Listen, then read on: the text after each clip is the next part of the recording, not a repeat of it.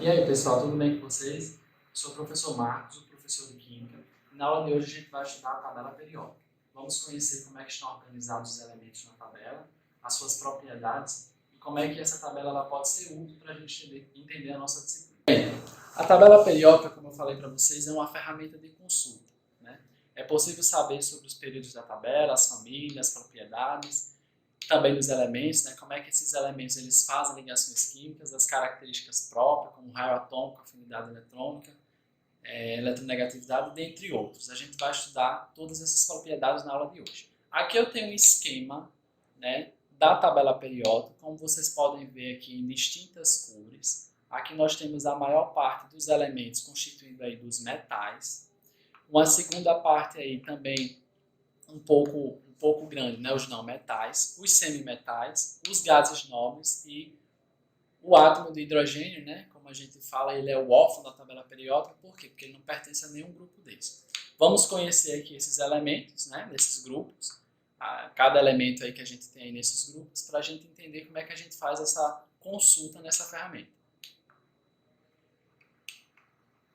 Bem, aqui eu tenho um exemplo de tabela periódica, né, vamos dizer moderna, que a gente utiliza no nosso dia a dia atualmente. O importante da tabela periódica é sempre a gente observar a legenda. Cada tabela periódica ela é representada de uma maneira de acordo com a pessoa que está elaborando. Por exemplo, essa diferença de cores aqui, né, nessa tabela que eu estou mostrando para vocês, existe uma razão por ser estar organizada assim. Aqui eu tenho na parte inferior esquerda a legenda, onde a gente tem um símbolo do elemento químico, embaixo o nome do elemento químico, aqui na parte inferior a massa atômica e acima o número atômico. Essas duas informações são as informações que normalmente nós químicos ou estudantes de química vai consultar na tabela periódica, né? A gente quer saber aí como identificar esses elementos, a gente faz essa identificação a partir do número atômico. Vamos dizer que o número atômico é como se fosse a identidade do átomo, né? Assim como a gente tem um número que nos identifica, os elementos químicos eles são identificados por esse número aí, que é o número atômico. O número atômico representa o quê? Representa a quantidade de prótons, né, que são o quê? Cargas positivas que estão ali presentes no núcleo do átomo. A massa atômica nada mais é do que o peso do átomo, né? É uma informação importante, mas não é uma maneira da gente identificar o átomo. Como vocês podem ver aqui, os elementos eles estão organizados em ordem crescente de número atômico. Por isso, estrategicamente, nós temos aqui o hidrogênio no canto superior esquerdo. Perceba que o número atômico dele é o número 1. Olhando lá para a outra extremidade, a gente tem o elemento hélio, que é o número atômico 2. Aqui, ó, o lítio, número atômico 3. Depois, berílio, depois, boro e assim sucessivamente. Então, a tabela periódica, os elementos estão organizados em ordem crescente de número atômico. Eu vou estar passando aqui para caracterizar algumas coisas em relação aos grupos, depois eu vou voltar para essa tabela normal. Bem, aqui eu tenho algumas características dos metais, né? Os metais, como eu falei para vocês, são a parte maior da tabela periódica, né? Nós temos mais elementos aí dentro desse grupo. Algumas características importantes que a gente precisa saber dos metais é que eles apresentam brilho quando polidos, né? Aí, primeiro ponto. Sob temperatura ambiente se apresenta no estado sólido, a exceção é o mercúrio, né, que ele vai se apresentar aí, no estado líquido. São bons condutores de calor e eletricidade, não é à toa que na nossa fiação de casa, né, a gente utiliza o cobre, né, que é justamente uma característica dos metais. São resistentes, maleáveis e dúcteis, né, isso aí são propriedades específicas dos metais. A propriedade maleável está relacionada à capacidade desse metal se transformar em lâminas, né? Isso é uma característica dos metais. E dúcteis está relacionado à capacidade dos metais de se transformar em fios, né? Como eu falei para vocês, o cobre ele é um metal, é um exemplo de metal que a gente utiliza aí na fiação de casa. Então ele é dúctil, né? A gente consegue transformar em fio, e ele é bom condutor de calor e eletricidade, por isso mesmo que a gente usa ele. Aí eu tenho alguns exemplos, né, de metais, o ouro, o bronze, o aço, o latão, o alumínio, dentre outros aí, como vocês estão observando. Característica dos não metais. Os não metais também são chamados de ametais, né? O A, ele tem aí esse significado de negação, né? Então, olha só, a gente tem no estado sólido, no estado líquido e no estado gasoso. No estado sólido a gente tem os elementos iodo, enxofre, fósforo e carbono. No líquido a gente tem o bromo. E no estado gasoso a gente tem o nitrogênio, o oxigênio e o flúor. Não apresenta brilho, isso não é uma característica dos não metais. A exceção vai de quem? Vai do iodo e do carbono sob a forma de grafite. Esse carbono aí que está presente aí no lápis de vocês, na paula de vocês, sim, ele é um bom condutor, mesmo sendo não metal. Não conduzem bem o calor e eletricidade, com exceção do carbono, sob a forma de grafite, né, como eu falei para vocês, a exceção aí dos não metais. Possui mais de 4 elétrons na última camada eletrônica, o que lhes dá a tendência de ganhar elétrons transformando em íons. Na sala, eu apresentei para vocês a definição de átomo neutro e íons. Né? O que seria átomo neutro? São átomos que não apresentam carga, ou seja, a quantidade de prótons, né, que são cargas positivas presentes no núcleo, é igual à quantidade de elétrons presentes na eletrosfera. Quando eu falo não apresenta carga, eu estou falando na simbologia do átomo. Né? Por exemplo, a gente olhando aqui para a tabela periódica, todos esses elementos aí eles são considerados átomos neutros. Por quê? Porque a gente não tem aí a observação de nenhuma carga nesses elementos. Ou seja, se eu pegar aqui, por exemplo, o átomo de hidrogênio, a gente tem o número atômico aqui 1. O número atômico indica o quê? O número de prótons.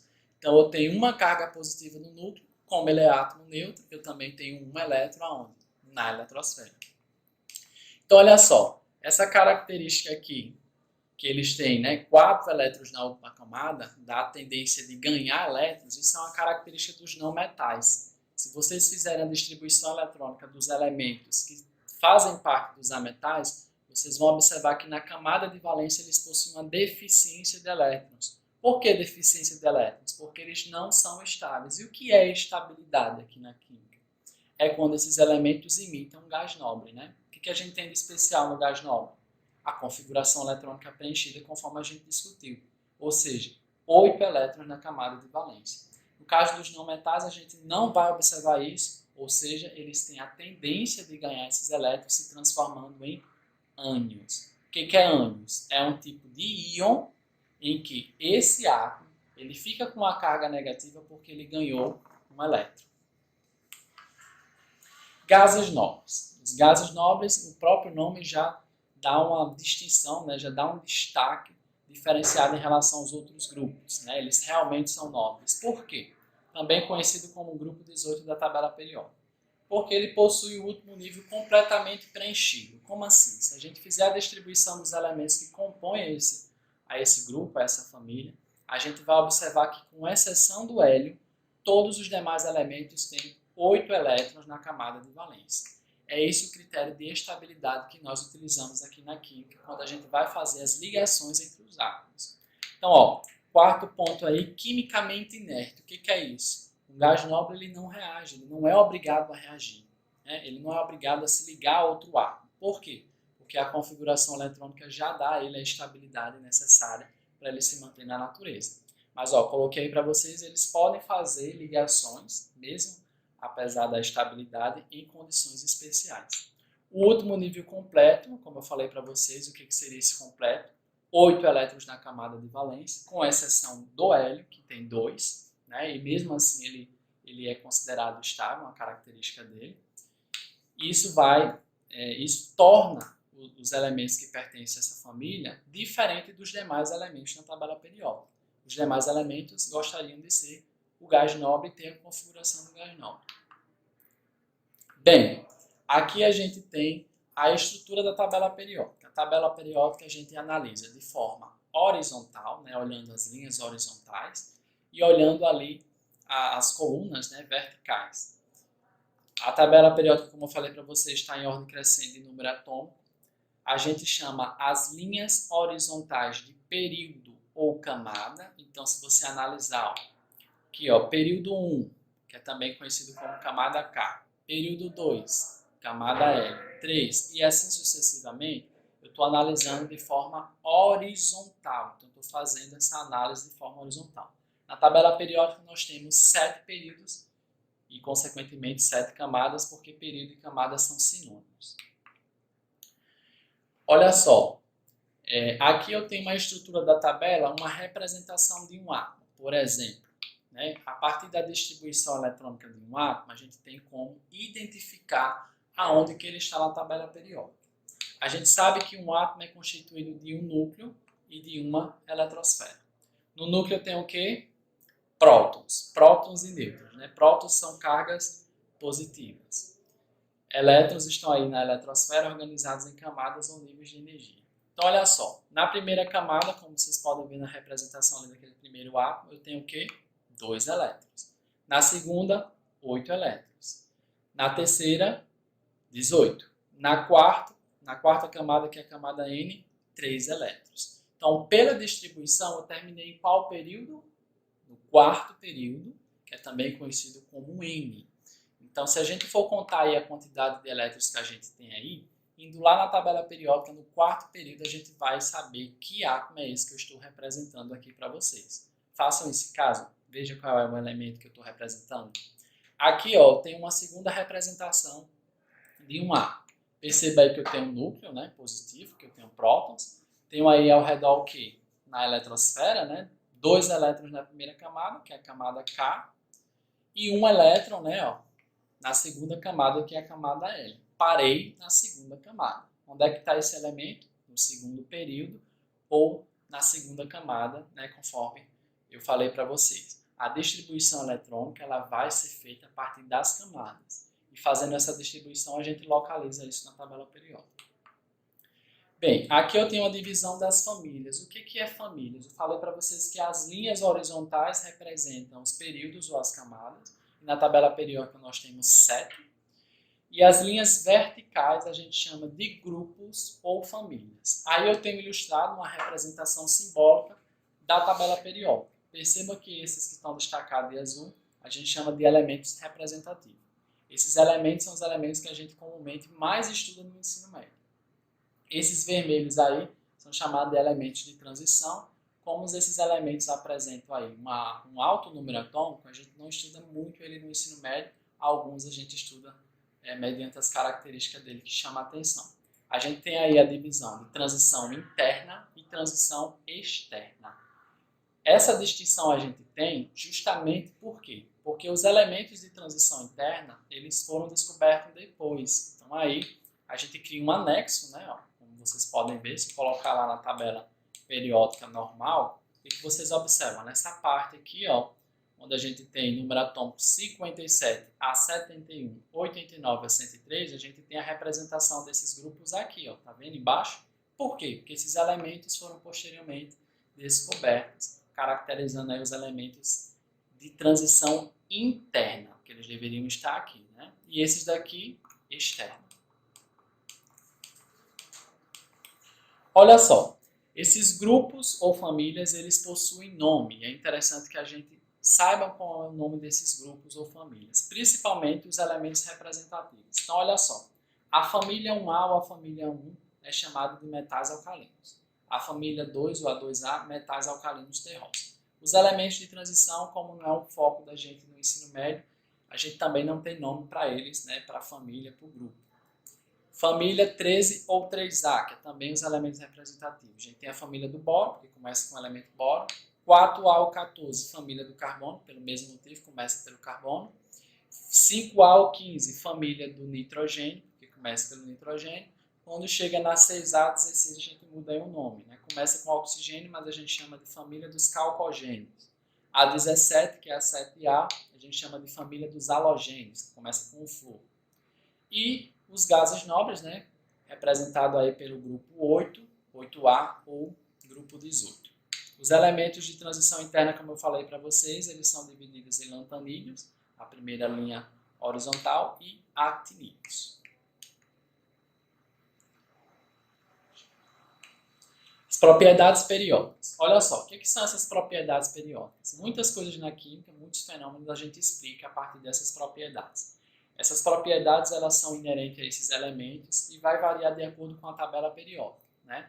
Aumentam ou diminuem à medida que o número atômico aumenta, repetem periodicamente, por isso que a gente fala tabela periódica, né? Porque essas propriedades elas vão se repetindo de acordo com a organização desses elementos, que é de acordo com o número atômico. Olha só, raio atômico. O que é raio atômico? Raio atômico refere-se ao tamanho do átomo. Como é que a gente faz para saber o tamanho do átomo? A gente vai pegar a distância do núcleo até a última camada. Então a gente faz a distribuição eletrônica daquele átomo, vê qual é a sua última camada. Então, para a gente verificar a distância do núcleo até a última camada, isso aí se refere ao tamanho que a gente chama de raio. Na tabela periódica, cresce nesse sentido, ó, da direita para a esquerda, né, nas linhas horizontais, que a gente chama de período ou camada. Nos grupos ou famílias, a gente tem aí um crescimento de cima para baixo. Então, ó, os elementos que estão aqui nessa região são os elementos que possuem maior tamanho e, consequentemente, maior raio. A gente faz essa análise, né, para a gente entender isso aqui, por conta disso aqui. Ó. Por que acontece isso? Né? Por que a gente fala que o raio atômico cresce da direita para a esquerda, nos períodos ou camadas, e de cima para baixo nos grupos ou famílias? Por conta disso. Quanto maior o período, maior o número de camadas, então maior o raio atômico. Se você observar na tabela periódica, vamos lá ver. Se você for voltando, você observando aqui as linhas verticais, os grupos ou famílias, à medida que eu vou descendo de cima para baixo, eu vou aumentando o número de camadas. Ó, camada 1, camada 2, camada 3, camada 4, camada 5, camada 6, camada 7. Então, à medida que você vai aumentando o número de camadas, você vai aumentando a distância do núcleo até a última camada. Consequentemente, maior o raio. Se você for fazer essa análise horizontalmente, né, por exemplo, vou pegar aí dois elementos aí. Ó, o berílio, está aqui no segundo período, e o lítio. Ele tem número atômico 4 e o lítio tem número atômico 3. Pela nossa lógica, quem tem maior raio é o lítio. Né? Por quê? Está mais para a esquerda da tabela periódica. Por que a gente fala isso? Porque ó, o número atômico do lítio é menor.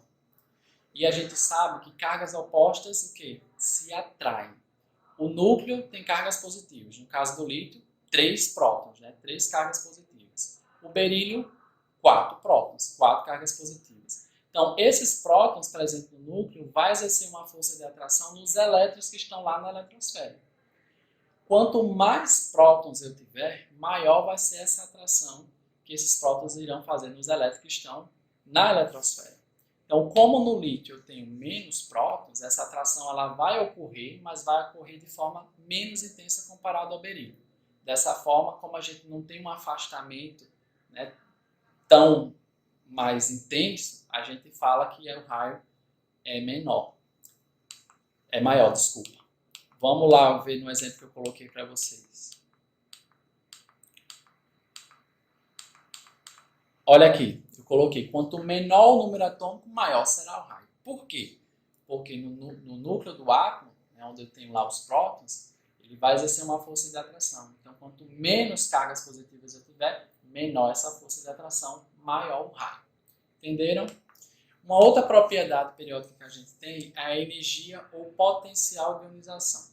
Essa energia é a energia necessária para eu retirar de um átomo neutro um elétron no estado gasoso formando um carro. Então aqui eu tenho a representação de um átomo, estão vendo?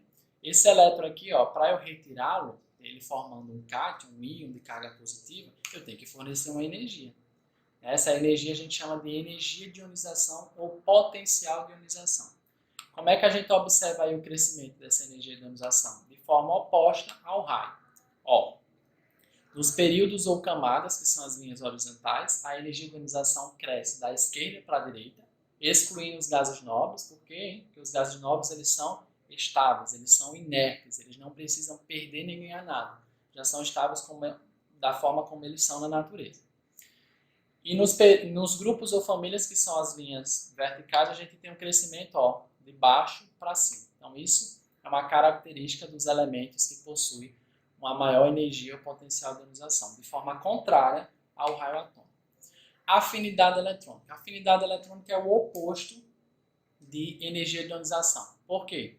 É a energia liberada pelo átomo isolado, no estado gasoso, quando ele recebe um elétron formando um ânion. Então, olha só, perceba que aqui eu tenho a representação de um átomo.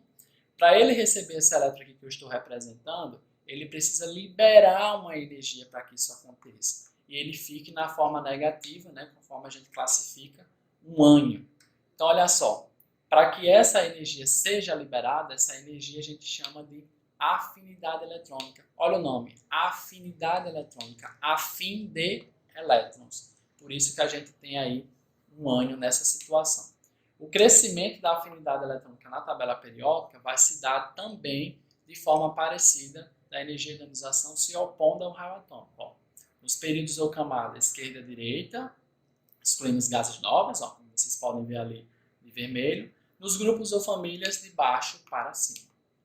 Uma outra propriedade, né, é a eletronegatividade, bastante importante, que explica muitos fenômenos na química. A eletronegatividade é a tendência que um átomo possui de atrair o elétron para si quando se encontra numa ligação com outro átomo de elemento químico diferente numa substância composta. Vocês já sabem o que é uma substância composta. É a união, né, de átomos que apresentam o quê? Elementos químicos diferentes. Aqui eu tenho o hidrogênio e o flúor. Como são elementos diferentes, né, nessa ligação aqui, a gente tem uma substância composta. Se vocês observarem, o flúor ele tem mais elétrons, né? Ele é considerado mais eletronegativo que o hidrogênio. Então, na ligação química, ele vai atrair o único elétron do hidrogênio, ó, como vocês observam aí, para próximo dele. Por quê? Porque ele é mais eletronegativo. Uma coisa que vocês têm que prestar atenção é que a eletronegatividade não tem nada a ver com cátion e com ânion, que são íons. Esses íons, quando a gente tem ele da forma positiva, que a gente chama de cátion, de fato o átomo está perdendo elétron, por isso que ele está ali representado por uma carga positiva. Quando a gente tem um ânion, a gente tem aqui aquele átomo ganhando elétrons, né? Por isso que ele fica ali com uma carga negativa. A eletronegatividade, um átomo não ganha, não perde. O átomo atrai esse elétron para próximo de si. Então ele fica ali com uma carga que a gente fala parcial negativa, por estar havendo essa atração. Bom, como é que fica na tabela periódica o crescimento da eletronegatividade?